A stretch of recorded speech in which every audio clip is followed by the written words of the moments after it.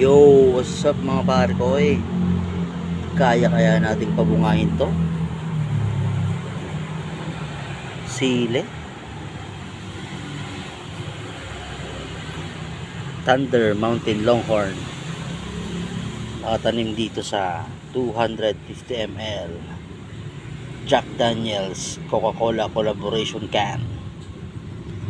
Ayan, subukan natin pabungahin.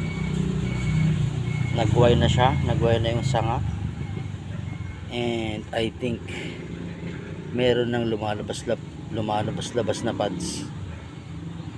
Ayan, subukan natin kung mabubuhay niya yung bunga. Ayan, ginamit ko dito lupa, tapos carbonized rice hull, tapos yung nitrogen source natin ng mga bulok na dahon.